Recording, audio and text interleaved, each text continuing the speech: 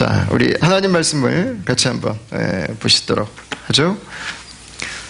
오늘은 제가 여러분들하고 같이 10절에서 17절 말씀을 좀 중심으로 같이 나눌 수 있도록 그렇게 하겠습니다.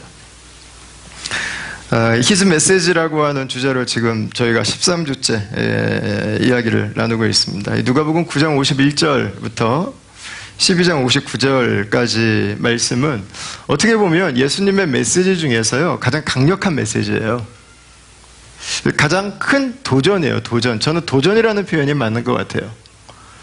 그냥 잔잔한 하나님 나라는 이런 거야에 대한 설명이 아니라 예수님은 대놓고 말씀하시는 거예요. 그렇게 살면 안 된다고. 그리고 하나님 나라를 구하는 삶을 살아가라고 예수님은 아예 그냥 열어놓고 말씀하시고 있는 거예요. 그래서 이 어조가 아주 굉장히 좀 강합니다. 예수님께서 우리의 인생의 그 실존을 이렇게 드러내 주시죠. 왜 우리가 이대로 살면 안 되는가? 왜냐하면 우리가 살아가는 삶의 모습이 하나님의 백성으로서의 모습이 아니라 이 세상의 거짓 왕된 사단의 유혹 가운데 있는 삶이라는 거예요.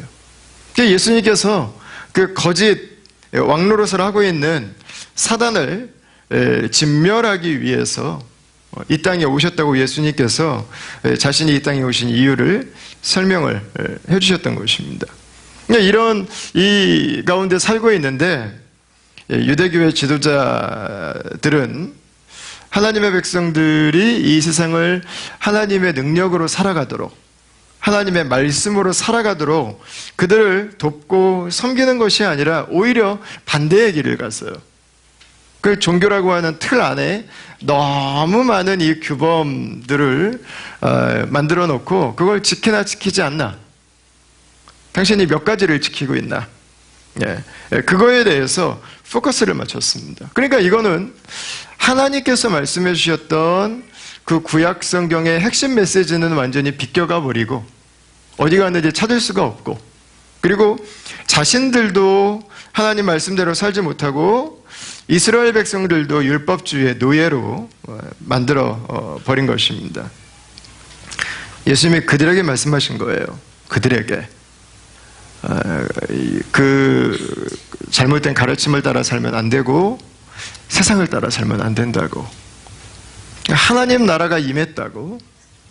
하나님께서 우리에게 다시 하나님의 자녀가 될 수 있는 새로운 시대를 열어주셨다고.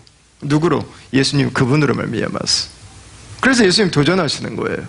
세상을 따라 살지 말고 율법주의의 그 트랩에 갇혀서 살아가지 말고 예수님으로 살아가라고요.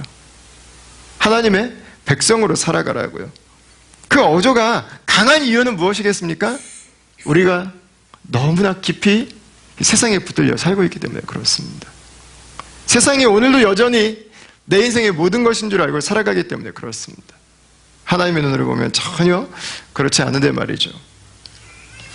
하나님 나라를 구하는 삶은 세상의 눈으로 볼 때는 조금 바보 같아 보입니다. 하나님이 채우신다고? 좀 바보 같아 보여요. 내가 내 실속을 챙기지 않고 내가 하나님의 나라를 첫 번째 두고 살아가는 삶을 세상의 눈으로 보면 어리석어 보입니다. 아니 남들 다 가는 거 가져야지 왜 지는 없어도 되는 것처럼 살아가는가? 복음의 포커스를 맞춰서 살아가는 삶은 조금 낯설어 보일 때가 있습니다. 예수님 말씀하시는 거예요. 그러나 그 삶이 하나님의 계획과 내 인생이 만나는 포인트가 된다고요. 그 삶에 예수님의 도전 앞에 굴복하는 삶이 하나님의 공급하심과 인도하심을 만나는 바로 그 삶이 된다고요. 여러분 그 주님의 부르심 가운데 살아가는 삶이 되길 축원합니다. 우리 삶에 하나님의 역사를 좀 맛보고 싶은데 경험하기 어렵습니다. 여러분 왜 그렇습니까? 세상의 역사만 구하고 살고 있잖아요 지금. 그거죠 그거. 하나님의 역사를 위해서 투자하는 게 별로 없어요. 내려놓는 게 별로 없어요. 세상의 나라를 굳게 붙들고 놓질 못해요. 놓질 못해.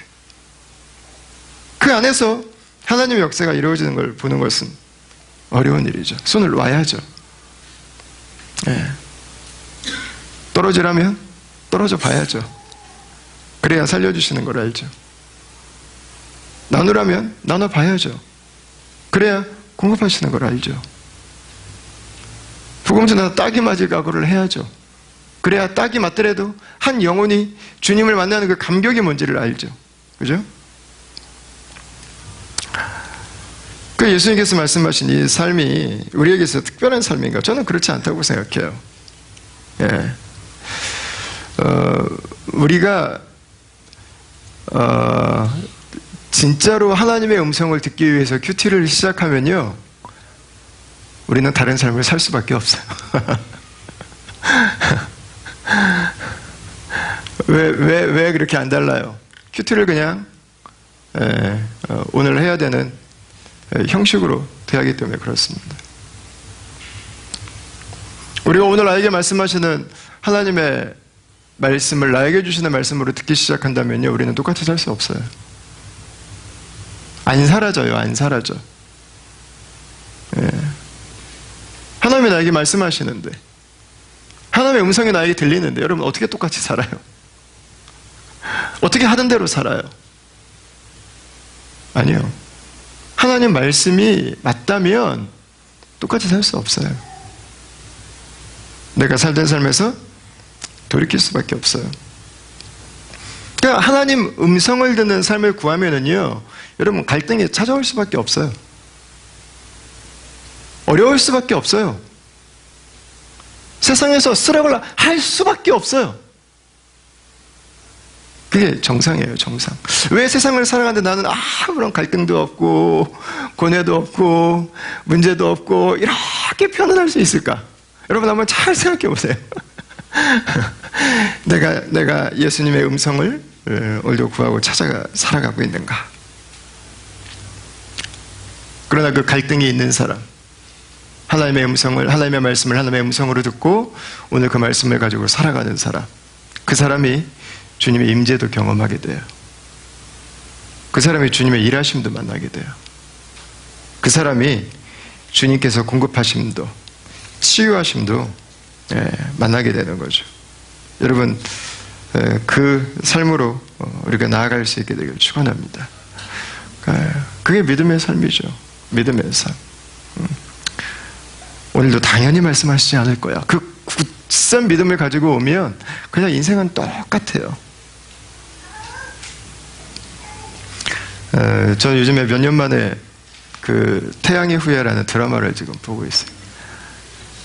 중반 이후로 좀 약간 좀 지루해진 면이 있는데 본 게 억울해가지고 지금 끝까지 보고 있어요. 왜 이렇게 아시아를 다 휩쓰는가? BBC 앱을 받아놓고 CNN은 너무 미국 중심이라 뉴스를 BBC로 보는데 거기에 이 드라마가 나왔어요. 이 드라마가 아시아를 지금 이렇게 휩쓸고 있다고 타이틀로 해서 드라마가 나왔더라고요. 두 가지인 것 같아요. 러브라인하고 또 하나가 전투씬더라고. 저 이걸 보면서 생각했어요. 아시아가 열광을 한대요. 야, 드라마를 보면서 그렇게 사랑을 열광하는구나. 그 전투씬들을 보면서 여러분 왜 이렇게 열광합니까? 남자들 안에 있는 이 전투에 대한 이 본능이 물론 꿈틀거리겠지만 또한 저는 의미인 것 같아요. 의미. 송중기 씨는 이상주의자잖아요. 의미를 찾는 거예요. 이 한 사람을 살리기 위한 그 싸움, 국가를 살리기 위한 그 싸움에 사람들이 매료되는 거예요. 왜냐면 인생의 의미가 찾기가 너무 어려우니까 우리 시대가. 그렇게 사는 사람이 없어요, 별로. 다 눈앞에 있는 거, 내 이익이 먼저지 다른 사람을 위해 생명을 내놓는 사람 없어요. 찾을 수가 없어요. 그러니까 드라마에서라도 매료되는 거예요. 열광하는 거예요, 보니까. 그러니까 저는 그걸 보면서 이런 생각이 들었어요. 여러분 드라마도 보세요. 보시는데 이민사회에 살면 이 가장 큰 박탈감 두 가지가 관계하고 문화예요. 우리가 한국의 문화를 끊고 살 수는 없어요. 근데 저는 이 드라마를 보면서 생각했어요. 저 사랑을 왜 우리가 드라마만 보고 열광해야 되느냐는 거예요. 그 사랑이 필요한 사람이 바로 우리 주변에 널려 있잖아요, 여러분. 그 사랑으로 여러분 누군가 한 사람을 한번 사랑하기 시작해 보십시오. 태양이 후예가 아니라 달덩이의 후예도 별들의 후예도 여러분 그 사랑의 역사가요 내 주변에서 일어날 수 있어요. 여러분 그 전투씬들 여러분 우리 삶은 전투예요. 전투. 한 영혼을 구원하기 위한 전투, 한 가정을 살리기 위한 전투, 기도의 전투, 영적인 전투, 한 민족을 품는 그 기도의 전투. 여러분 그 삶으로 나오십시오. 그 삶으로. 드라마 보시면서 감동하지 않고 내 삶이 드라마가 되는 아마 감격을 누리게 되실 것입니다. 그 삶을 살게 되길 축원합니다. 여러분 예수님의 초청이 바로 그거예요. 예수님의 초청이. 내가 이 사람을 뭐하러 사랑해요? 나 살기도 바빠 죽겠는데. 아니요. 그 심령을 먼저 구해보라고요. 내가 알지도 못하는 민족을 뭐하러 품고 새벽마다 기도하겠어요? 아니요. 하나님 나를 먼저 한번 구해보라고요. 드라마가 텔레비전만 있는 게 아니라 우리의 삶 속에 있는 것이죠. 하나님의 구원의 스토리가 내 인생에 싱크되는 거죠. 우리 공동체 안에 싱크되는 거죠. 가상으로 만들어낸 스토리가 아니라 리얼 라이프에서 만들어낸 그 사랑의 이야기들, 그리고 한 사람을 구하기 위한, 한 가정을 품고 한 민족을 위해서 섬기는 그 손길들을 통해서 하나님의 일하심의 그 리얼 스토리가 우리에게 시작되는 거죠. 여러분 그 삶으로 예수님은 우리에게 초청하고 계신 것입니다. 그럼 우리에게 이 일이 어떻게 해서 일어나게 되는가? 오늘 이 누가복음 13장 10절에서 17절 말씀이 어떻게 보면 예수님께서 그동안 말씀하셨던 그 예수님의 가르침을 이렇게 하나의 스토리로 딱 압축해서 우리에게 보여주는 그런 스토리가 아닌가 싶습니다. 예수님께서 안식일에 회당에 들어가신 일로 시작되는데 우리 10절과 11절 말씀을 같이 한번 읽어보겠습니다. 자, 시작.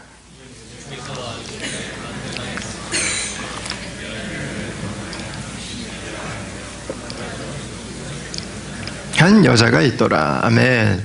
예수님께서 안식일에 한 회당에서 가르치시는데 거기에 많은 사람들이 앉아 있었는데 평범함의 범주에 넣을 수 없는 한 여인이 있었습니다. 누가는 의사였습니다. 직업이 잘 아시는 것처럼.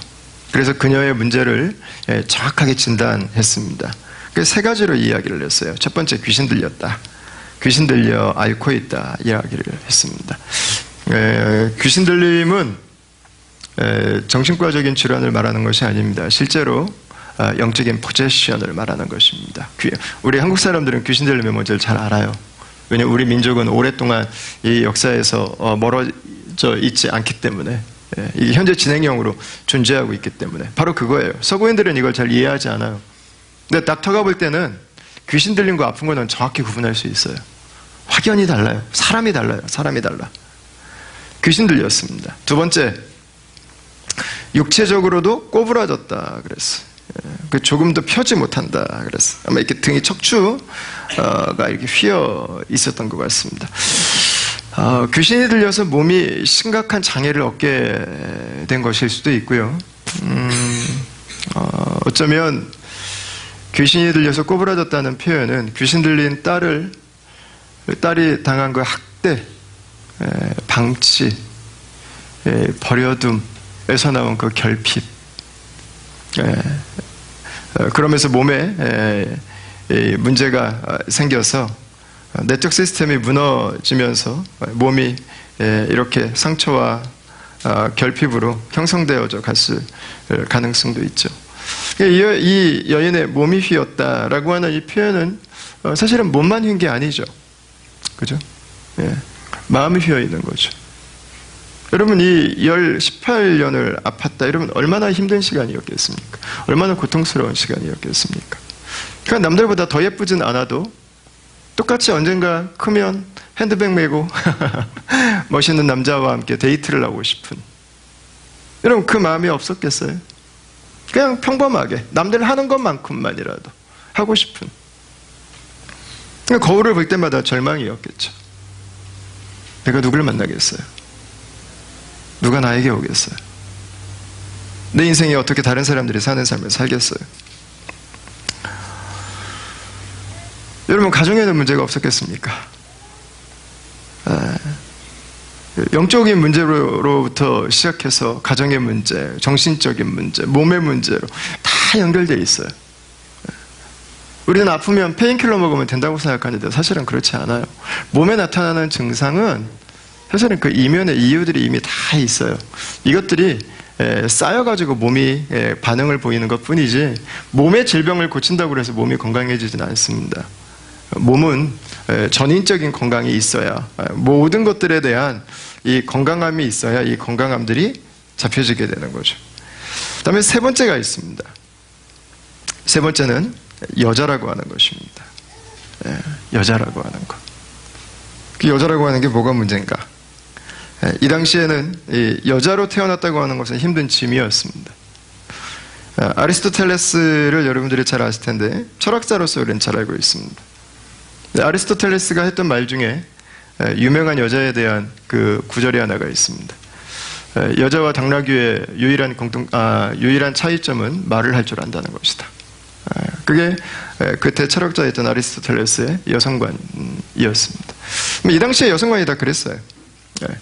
유대교 3대 그 랍비 중에 한 명인 샴마이는 제자들에게 기도문을 써서 가르쳐 주었는데 기도문 내용 중에 하나가 그게 있어요. 당신을 이방인으로 만들지 않으신 하나님을 감사하고, 당신을 당나귀로 만들지 않으신 하나님을 감사하고, 당신을 여자로 태어나게 하지 않은 것을 감사하라고 가르쳤습니다. 여러분, 이런 문화 속에서 여러분 이 여성으로 태어났다고 하는 것 자체가 주는 고통이 있는데 거기에 이 몸의 아픔, 몸의 고통, 거기에 가정으로부터 당했던 관계의 고통들, 거기에 나를 여자로 태어나게 하셨을 뿐만 아니라 나를 이 하나님의 저주받은 질병을 안고 살아가도록 하셨다고 하는 것에 대한 하나님에 대한 그 깊은 원망이 배어있는 여인인 거예요. 그러니까 얼마나 여러분 아픈 여자입니까? 얼마나 아픈 여자. 그 당시 사회에서 한 여인이 살아갈 수 있는 그 가장 인생의 극단이 무엇인가를 종합적으로 보여주는 그런 여인이라고 말할 수 있습니다. 근데 여인의 모습이 단지 그냥 한 여인의 모습인가? 이 모습을 가만히 보면 하나님 은혜에서 끊어진 인간의 실존이에요. 어떻게 보면 여인의 모습은 영적인 고통, 정서적인 어려움, 관계적인, 육신적인 차별과 학대와 분리로 고통당하는 그 사람들의 모습이죠.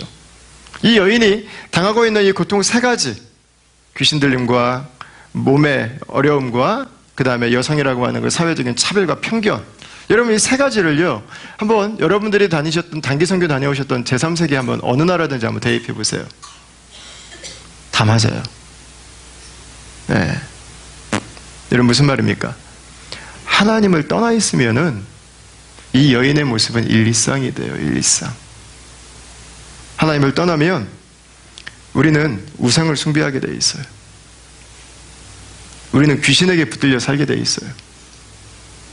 아닌 것 같지만 우리는 우상을 숭배하고 거대한 종교적인 시스템들을 만들어서 사람들을 학대하고 사람들을 영원히 풀지 못할 그 인생의 짐을 얹어놓게 됩니다. 그러니까 우리는 우리가 예배하는 걸 담잖아요. 우리가 믿는 걸 담게 돼 있어요. 여러분 그 잘못된 것들을 믿을 때 우리의 마음이, 우리의 몸이 잘 될 수가 없어요. 건강할 수가 없어요. 영성이 왜곡되면요 우리의 정신도 왜곡되고 생각도 왜곡되고 가정도 왜곡되고 관계도 왜곡되고 몸도 왜곡돼요. 모든 게 다 끊어지기 시작해요. 모든 게 다 문제가 되기 시작해요. 왜 삶에게 총체적인 어려움이 오는가? 하나님과의 관계에서부터 이미 틀어져 있는 것이죠. 우리 마음도 몸도 다 뒤틀리기 시작합니다. 그리고 사회적으로 그게 나가기 시작하죠. 뒤틀림이. 차별이 시작돼요. 예, 학대가 시작되고요. 분리가 시작됩니다. 이게 서구 사회는 지금 앞으로 미래 사회가 발전할 것에 대한 지금 꿈에 부풀어 있습니다. 작년에 다보스 포럼에서 주로 다뤘던 그 주제가 2045년이었습니다. 2045년. 2045년에 일어나게 될 그 역사의 획기적인 전기를 지금 서구 사회는 지금 이 가슴 뛰면서 지금 기다리고 있어요. 싱귤라리티라고 하는. 기계와 인간이 이제 서로 경계를 이제 넘나드는 그 시대가 이제 온다는 거예요. 인간의 인공전기를 3D 프린터로 만들 수 있답니다. 2045년이 되면. 여러분 기뻐하십시오. 평균 수명이 미니멈 150살을 넘는답니다. 다른 세상이 오는 거예요. 다른 세상이 와. 빌더들 이제 필요 없대요. 이제 3D 프린터로 집 다 짓는데요. 중국에서 벌써 한 10채 졌죠. 3D 프린터로. 인간의 몸에 무너진 부분들을 이제는 다 복원해낼 수 있다고 해요. 인간이 만든 기계가 이제 인간보다 더 뛰어난 시대가 와요. 그게 2045년이에요, 지금. 경계를 넘는 해가. 미래 유엔 보고서라는 책이 나왔는데 그 책의 제목이 2045예요. 2045. 제가 이 책을 읽은 이유는 두 가지였어요. 하나, 이 아들놈들을 어떻게 키워야 되나. 두 번째는 미래사회에 복음을 어떻게 전해야 되는가예요. 미래사회 교회는 어떤 모습으로 존재해야 되는가. 이걸 좀 미리 좀 예측하기 위해서 미래에 대한 책들을 종종 떠들어 봅니다. 근데 제가 이 책을 읽으면서 한 가지 동의할 수 없었던 게 있었어요.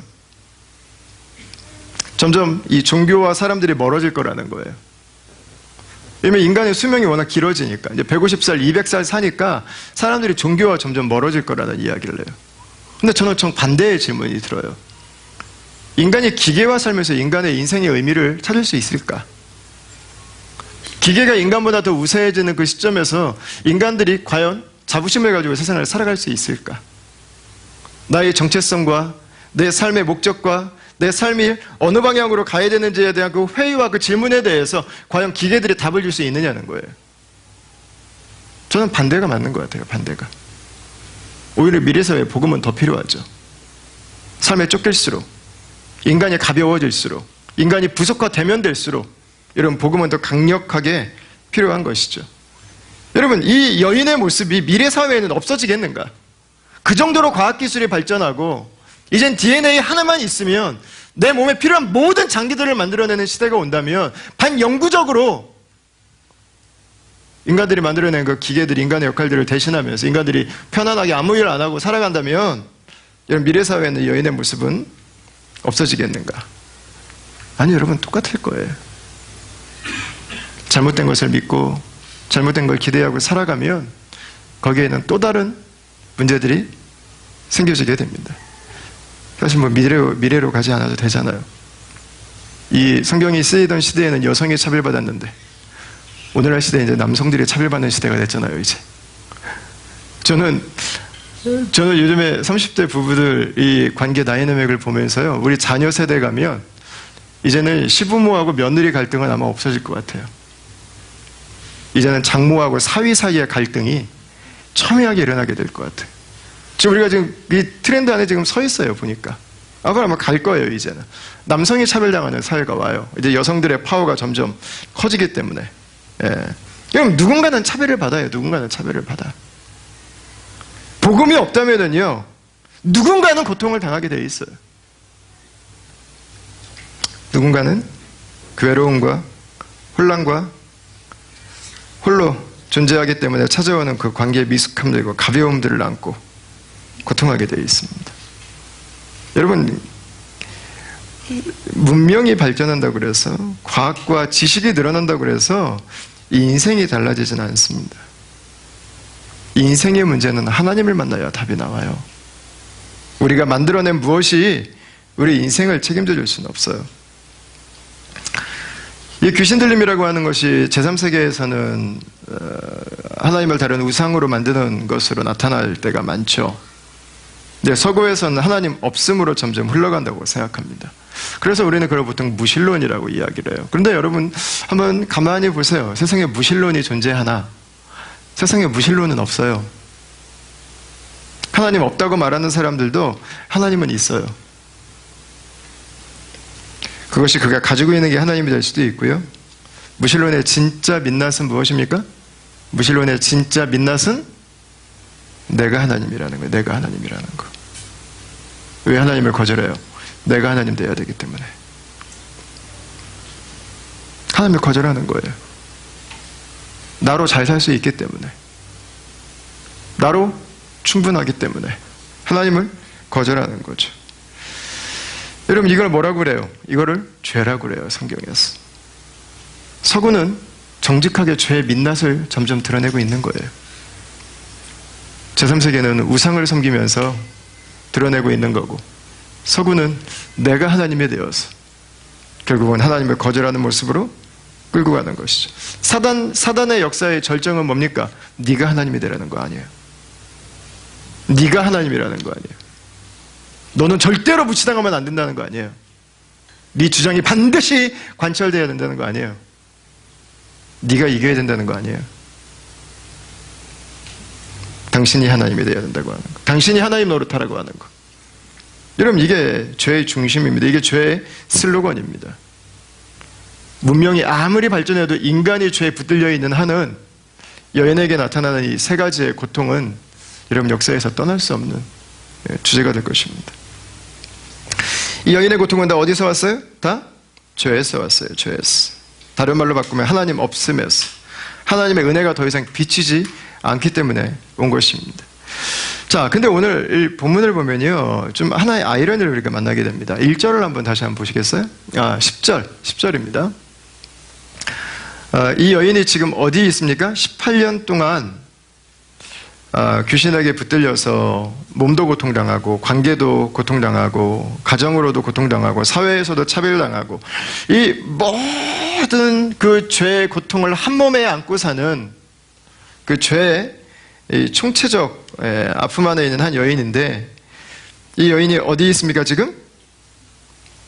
안식일에 회당에 앉아 있습니다. 몇 년 동안요?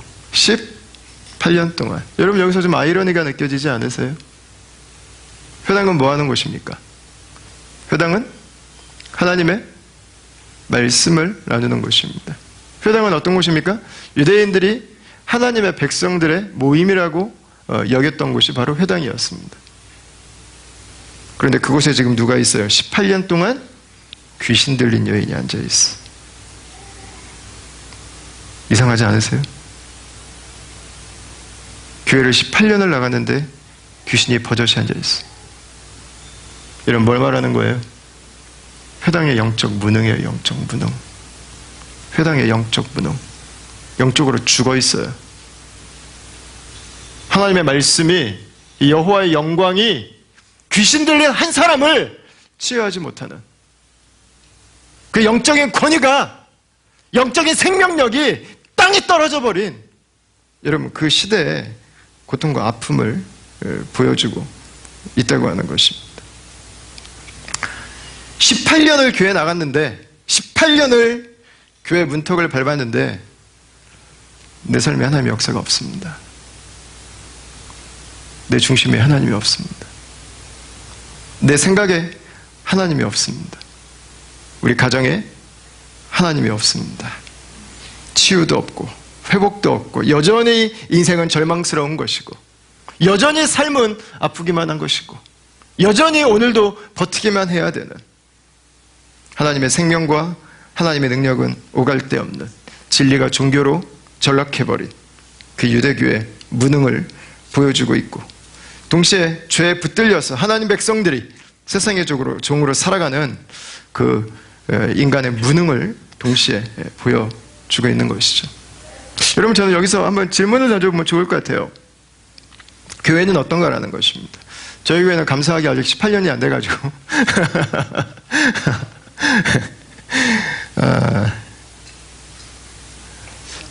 18년을 내가 예수님을 믿었는데 내 삶이 조금도 달라지지 않는다.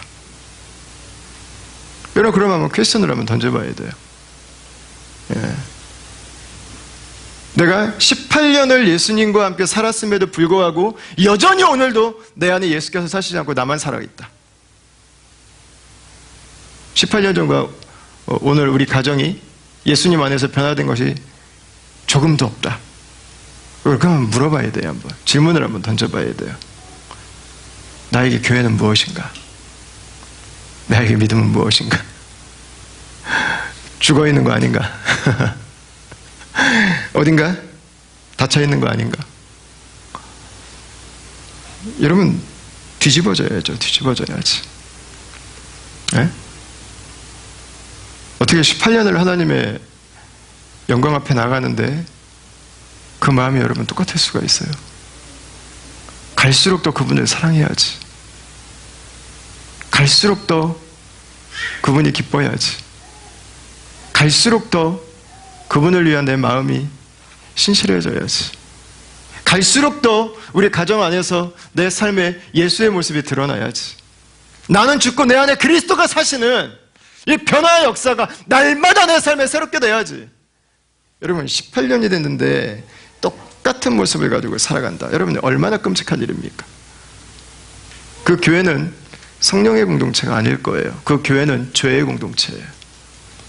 내가 주인 되고 싶어서 으르렁거리는, 십자가 앞에 나를 내려놓음이 없는, 성령으로 오늘도 나를 채워달라고 하는 그 갈망이 사라져버린, 오늘도 내가 주인 되어야 되고, 오늘도 내가 옳아야 되고, 오늘도 내가 맞아야 되고, 내가 그동안 살았던 내 삶을 조금도 포기하고 싶지 않은, 여러분, 그 인간의 공동체의 모습에 불과한 것이죠.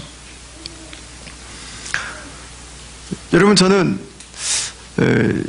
우리가 성령 안에 거한다면, 우리가 예수 그리스도의 그 복음의 능력 안에 거한다면 우리가 한 가지 확신이 생기는 것 같아요. 삶에 어려움이 있는 분들을 보면 마음에 소망이 들기 시작하는 거죠. 당신 잘 왔습니다. 이제 당신에게 하나님이 하실 일만 남았습니다. 여러분, 그 고백을 할 수 있게 되길 바랍니다. 그게 교회죠. 그게 교회. 당신 다른 건 모르겠는데 우리 교회 온 건 정말 잘했습니다. 당신이 예수 그리스도를 만난다면 당신의 인생은 반드시 변화될 것입니다.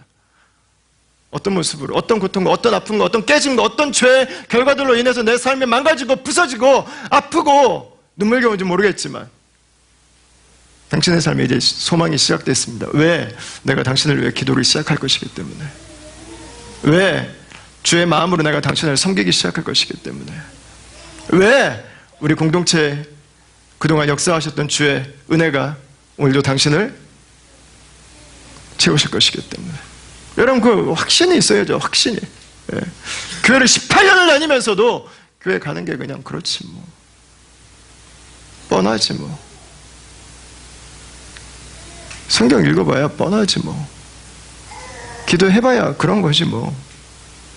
그냥 지난주 갔던 대로 이번 주도 가면 되고 10년 전에 살던 대로 오늘도 살면 되고. 여러분, 믿음이 우리를 그렇게 가만히 놔두지 않잖아요. 믿음 우리의 가슴을 뛰게 하잖아요. 나처럼 무너져 있던 한 사람을 회복시켜 주신 그 복음이라면 여러분, 누가 주 앞에 와서 변화되지 않을 수 있겠습니까? 내가 당신을 위해 기도하겠습니다. 당신의 삶에는 소망이 있습니다. 이제는 안심하세요. 하나님이 당신에게 일하실 거예요. 예수님께 나아오세요. 그분이 나를 바꾸신 것처럼 당신의 인생을 바꿔주실 거예요. 여러분, 이 고백이 우리의 상식이 되길 축원합니다. 그 고백이 우리의 일상이 되길 바랍니다. 그게 교회죠. 그게 교회. 예? 한 아픈 인생을 보면 마음속으로는 회심의 미소를 지어야 돼요. 당신 잘 오셨습니다. 당신은 이제부터 시작입니다. 이제 됐습니다. 어디를 어떻게 갔다 왔든 당신은 이제부터 하나님의 일하심을 볼 수 있습니다. 여러분, 그 설렘이 있는 공동체, 그걸 위해서 헌신하는 공동체, 그 한 영혼을 위해서 기도하는 공동체, 여러분, 그 교회가 살아있는 교회 모습이겠죠. 아픔을 볼 때 눈에 불꽃이 튀기기 시작하는, 우리가 좋으니까 다 좋은 교회가 아니라 주님을 모르는 한 사람을 볼 때 내 마음에 파도가 일어나기 시작하는, 하나님의 깊은 사랑이 내 안에서 솟아나기 시작하는, 그것이 생명의 공동체죠. 여러분, 이 여인 회당에 18년을 갔는데 그냥 무덤덤한 거예요. 지난주에 아무 일 없었으니까 이번 주도 아무 일 없고, 지난주 말씀 들으면서 아무 역사 없었으니까 이번 주에도 아무 역사 없고, 어제 큐티하면서 별일 없었으니까 내일 큐티하면서도 별일 없을 게 분명하고, 뭐가 달라지겠어요? 뭐가 달라져요? 여러분 얼마나 안타깝습니까? 영적으로 다 주저앉아버린 그 유대교의 모습이죠. 자, 12절 13절을 같이 한번 읽어보겠습니다. 12절 13절 시작.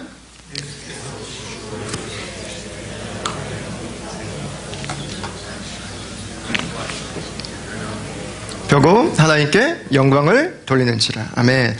이 본문에서 가장 감사한 내용입니다. 이 본문에서 낫기 전에 이미 감사할 수 있는 대목이 바로 여기입니다. 예수님께서 이 여인이 있는 회당에 오셨다고 하는 것입니다. 이걸 뭐라고 그래요? 이걸 뭐라고 그러죠? 은혜라고 합니다. 은혜. 여인이 한 게 없어요. 여인이 하나님 앞에서 특별하게 보일 게 없어요. 그냥 살던 대로 살았어요. 그냥 경험대로 살고 내 고집대로 살고 내 본성대로 살고. 근데 예수님께서 우리에게 먼저 오셨어요.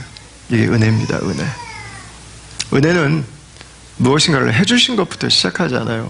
오신 것부터 시작해. 오신 게 은혜예요. 오신 게 은혜.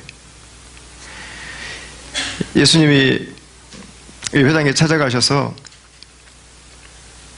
이 여인을 죄에서 노인받게 해주셨습니다. 본문에 보시면 세 개의 동사가 연달아 나오죠. 보시고 불러서 말씀하셨다. 은혜는 뭐예요? 이거예요. 보시고 불러서 말씀하시는 거. 여러분, 예수님께서 여러분들을 보고 계십니다.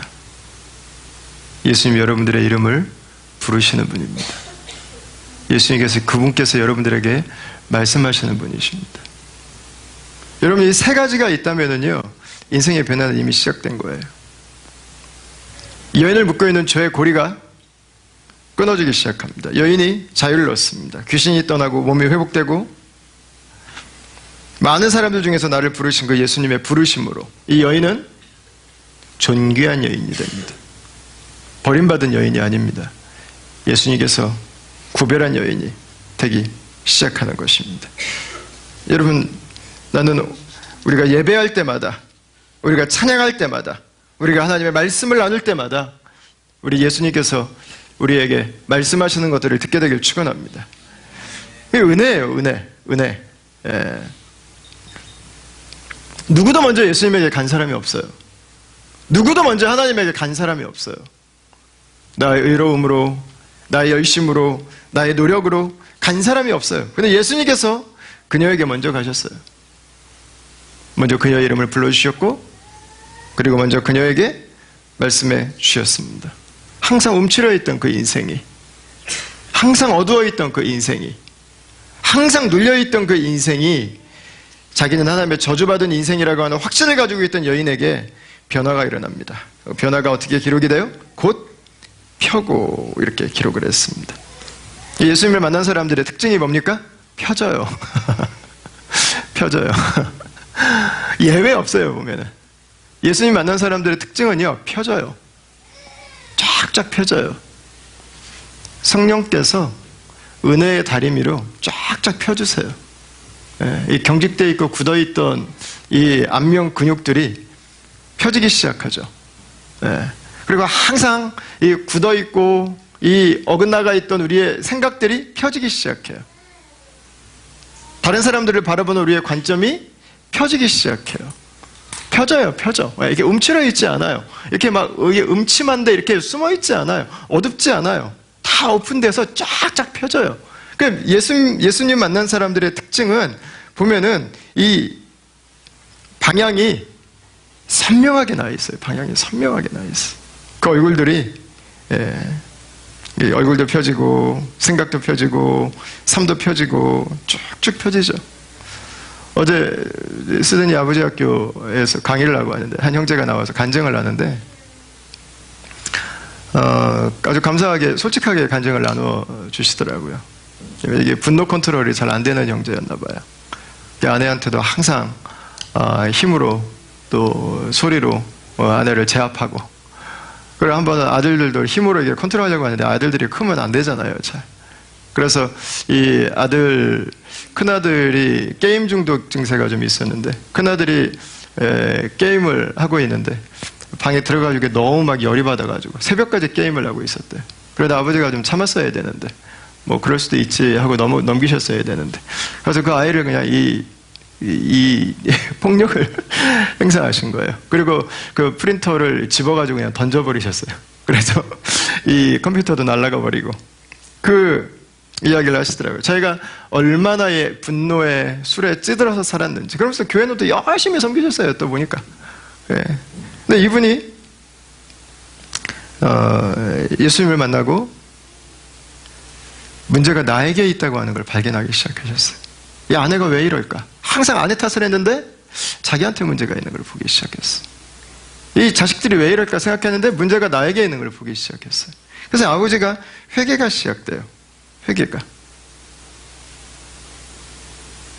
그래서 미루다. 아버지의 자존심 때문에. 내가 그래 명색이 아버지인데 아들한테 가서 사과하면 되는가? 근데 어느 날 예수님이 말씀하시더래요. 그 자존심을 꺾으라고. 그래야 네 가정이 산다고. 그래서 아들에게 가서 사과해요. 미안하다. 아빠가 그동안 너에게 했던 것들에 대해서 이야기하면서 미안하다고. 내가 잘못했다고. 근데 그 형제가요, 이게 딱 보니까 이 포스가 보통이 아니시더라고, 보니까. 예, 거의 우리 중걸사부님 뺨을 치는, 예.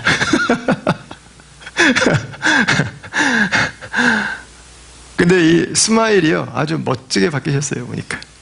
예, 멋지게 바뀌셨어. 펴지는 거죠, 펴지는 거.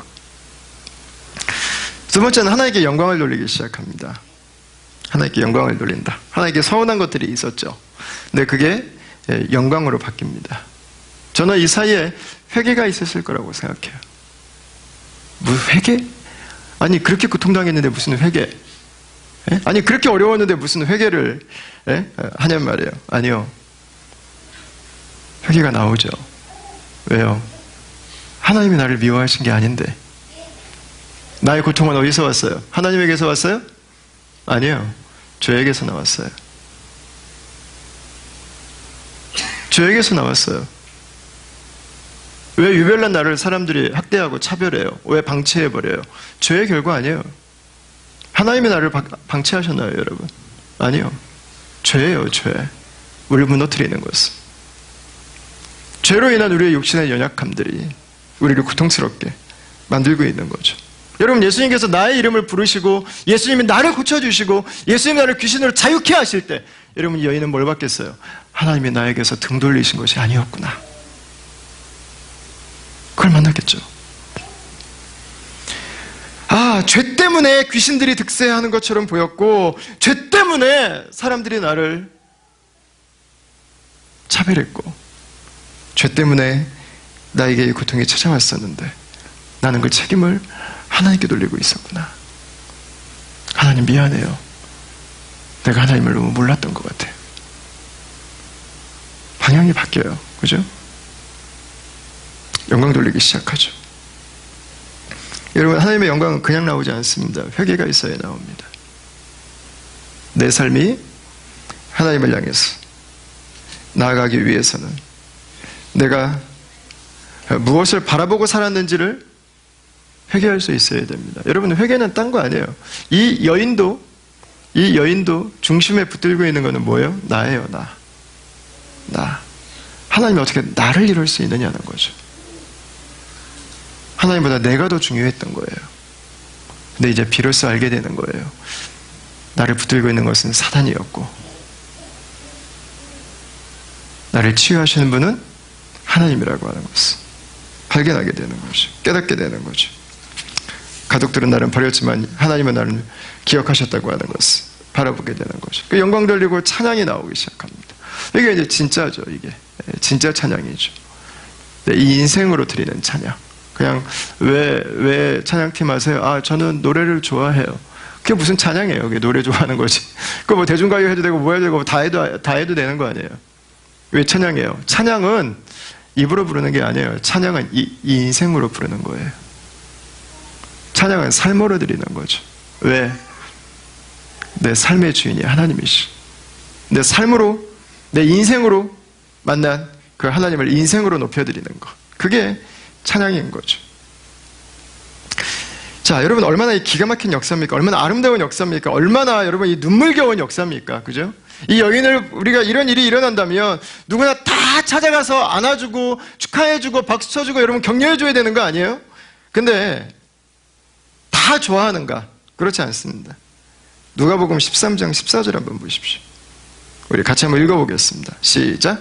회당장이 예수께서 안식일에 병 고치시는 것을 분내어 무리에게 이르되 일할 날이 엿새가 있으니 그동안에 와서 고침을 받을 것이요 안식일에는 하지 말 것이니라 하거늘. 아멘. 자, 예수님께서 18년간 귀신 들리고 몸이 굽었다가 굽어진 여인을 고치시고 그녀가 하나님을 찬양하고 영광을 올려드립니다. 근데 예수님에게 호통을 치는 사람이 하나가 나타납니다. 그게 누구냐면 회당장이었습니다. 회당장. 호통을 치는 이유가 명확합니다. 안식일에는 병을 고치면 안 된다는 것입니다. 여러분, 하나님께서 안식일에는 아무 일도 하지 말라고 하신 의도가 뭘까요? 뭐 하지 말라는 거예요? 자기를 위한 일을 하지 말라는 거예요. 자기를 위한 일. 자, 15절을 한번 보십시오. 15절. 주께서 대답하여 이르시되 외식하는 자들아 너희가 각각 안식일에 자기의 소나 나귀를 외양간에서 풀어내고 이끌어가서 물을 먹이지 아니하느냐. 그러면 18해 동안 사탄에게 매임바 된 이 아브라함의 딸을 안식일에 이 매임에서 푸는 것이 합당하지 아니하냐. 이렇게 말씀하셨습니다. 호통을 치니까 예수님이 그 회당장에게 유대인들의 보편적인 그냥 삶의 한 부분을 이야기하신 거예요. 아니 회당장님, 안식일에 집에 있는 소가 목말라 하시면 물 있는 데까지 끌고 가서 물 먹이시잖아요. 그 얘기 지금 하고 계신 거예요. 소는 뭡니까? 가축이에요. 가축. 집에서 키우는 가축도 필요하면 안식일에 일을 하지 않지만 집에서 키우는 가축도 물을 먹이기 위해서는 물 하루 안 먹인다고 가축이 죽겠습니까? 죽지 않아요.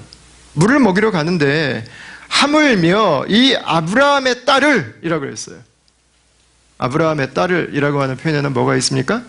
회당장은 아브라함의 아들인 거죠. 당신의 누이라는 거예요. 당신의 딸이라는 거예요. 가족이라는 거예요. 가족.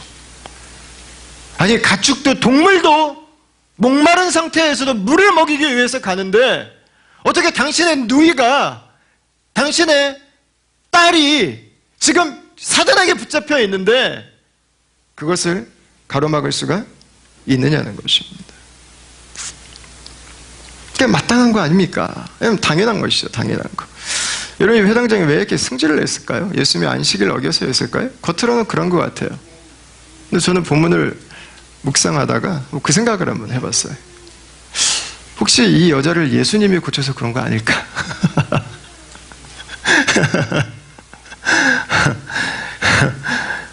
자기가 고쳤어도 이랬을까?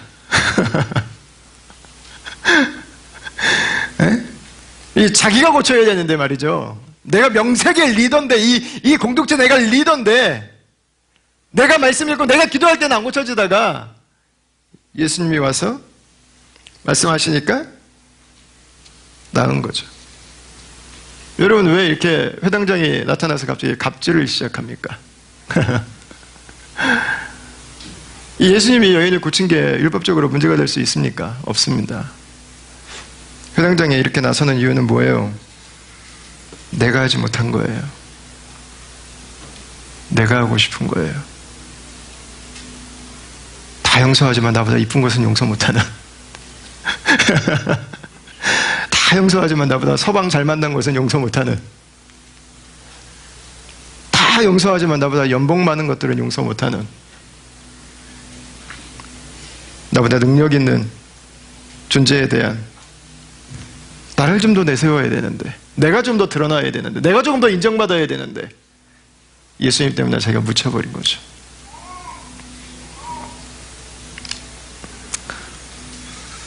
여러분 안타깝게도 회당장은 눈이 가려져 있습니다. 여전히 안식일의 본래 의도를 알지 못합니다. 여러분 안식일은 무슨 날이에요? 창세기 말씀해 보면 안식일은 하나님께서 세상을 6일 동안 창조하셨어요. 그리고 하신 말씀이 뭡니까? 세상이 심히 아름답다는 것이었습니다. 안식일은 뭐예요? 세상을 심히 아름답게 창조하신 그 하나님과 함께 심히 기뻐하는 날이에요. 하나님의 그 심한 기쁨 가운데 참여하는 날. 그 하나님의 심한 기쁨 속에 같이 기뻐하는 날입니다. 안식일은 하나님이 심히 기뻐해서 만드신 날인데 지금 누가 있어요? 심히 고통당하는 딸이 있습니다. 예수님은 누구세요? 안식일의 저자세요. 예수님은 지금 그 안식일을 회복시키고 계신 거예요. 안식일에 하나님의 백성들의 틈바구니에서 사단에게 고통당하며 심히 아파하는 딸. 안식일은 뭐 하는 날이라고요? 심히 좋음을 회복하는 날. 예수님은 그 딸을 하나님의 기쁨으로 다시금 회복시키고 있는 것입니다. 여러분, 말씀을 마치고 싶습니다. 오늘 본문이 우리에게 보여주는 것은 누가 주인인가 합니다. 누가 주인인가. 누가 주인인가.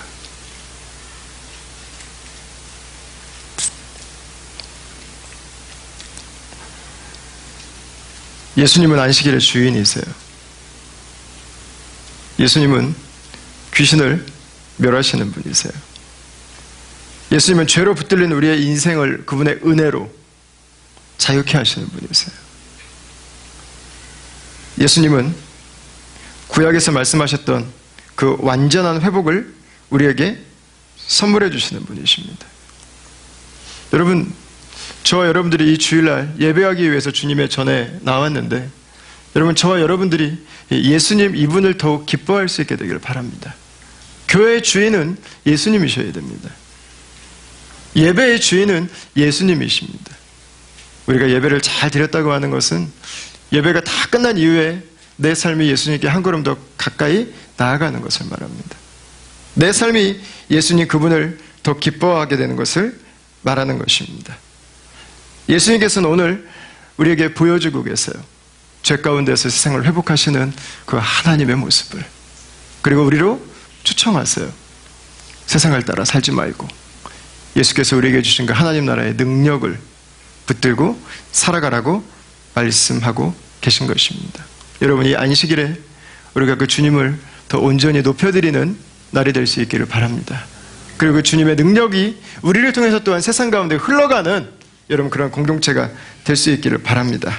예수 그리스도와 함께 예수 그리스도를 증거하며 여러분 믿음으로 참된 안식일의 주인 되시는 그 예수 그리스도를 세상 가운데 드러내서 죄가 아니라 예수 그리스도의 그 생명의 은혜가 이 세상을 치유하고 회복하는 이런 그 아름다운 한복판의 은혜의 현장에 여러분 주와 함께 거하고 머무는 그런 다음의 가족들이 다 되시기를 주님의 이름으로 축원합니다.